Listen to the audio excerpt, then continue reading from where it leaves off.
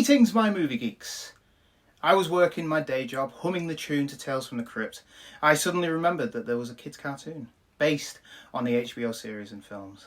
I minimised my actual work and started researching. Well, I didn't really. But welcome to 6 more movies that became TV shows for kids.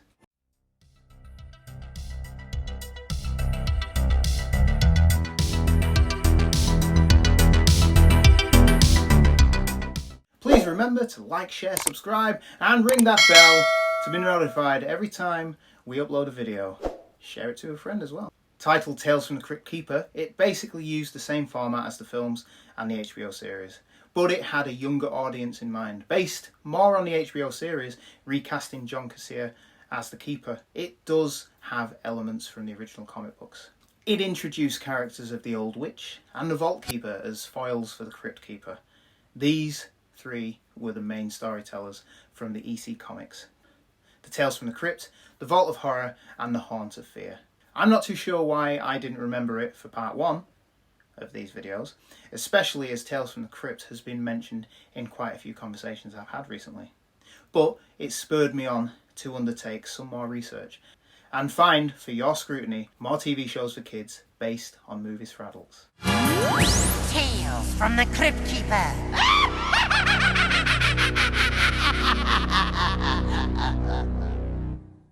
Beetlejuice. Again, it's another show that I used to watch that I didn't remember, but this was a series that was loosely based on the film developed and executive produced by Tim Burton. It kept the gothic Burton style with a few minor changes. The movie followed Gina Davis and Alec Baldwin as the Maitlands, a couple who died at the beginning of the film. They are tasked to haunt the home after it becomes apparent they can't leave. Then the scary guy from Howard the Duck, in real life too, Kevin McAllister's mum and Winona Ryder move in. Being unable to scare the living away themselves, they call upon Beetlejuice, played by the superb Michael Keaton. Ryder's character Lydia and her parents are the only characters to carry over from the show. In the series, Beetlejuice is more of a prankster rather than a fully fledged villain. He and Lydia are friends, calling his name 3 times to summon him. As with Tales from the Crypt Keeper, Beetlejuice used the same music, repurposed as the theme for the show.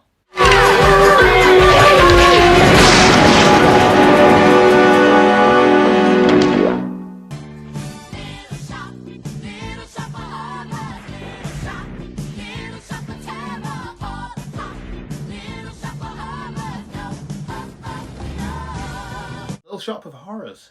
Based on the 1986 musical, not the Roger Corman horror from the 1960s, Little Shop was a watered down version for kids. And it's very, very 90s. The characters remained the same, with Stanley and Audrey being aged down. Audrey too was named Junior and had a strict non-meat diet. Stanley still worked at the flower shop under Audrey's father, Mr. Mushnick. It was a shame Steve Martin's dentist and Bill Murray's masochistic patient don't appear. Great! Oh, you are something special. You are something special. Come on, come on, come on. Oh, thank you! The show had musical numbers reminiscent of the 1986 musical, and in place of the chorus girls, it had 3 singing flowers. If only they'd stuck with the original ending for that film.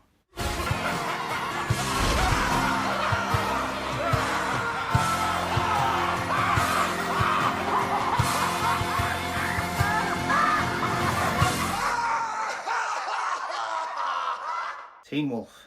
The Michael J. Fox fronted teen movie was turned into an animated TV series in 1986, where the film centred on Scott Howard learning about his powers and showing them off for his peers. The TV show went down a different route.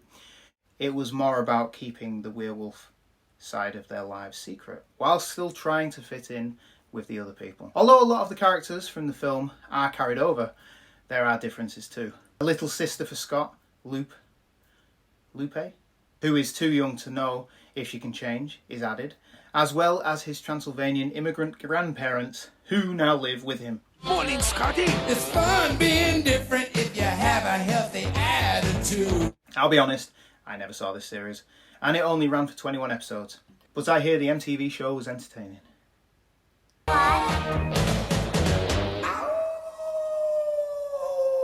Attack of the Killer Tomatoes. Again, this is a series that seemed to pass me by, probably because I was too young, or I don't know.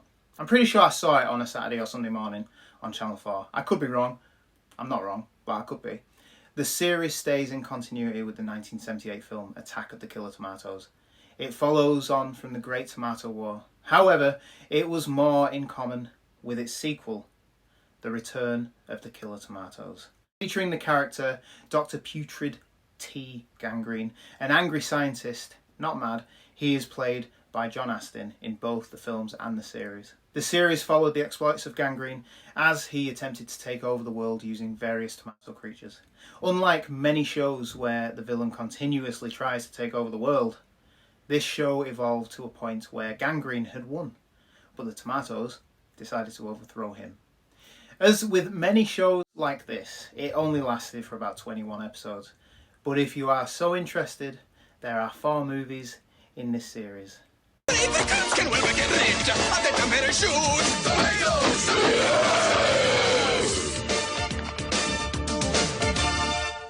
Police Academy the series. This was a late addition to the list, as a reader of World Geekly News noticed I had omitted this from the last video. Police Academy was a series of screwball comedies from the 1980s.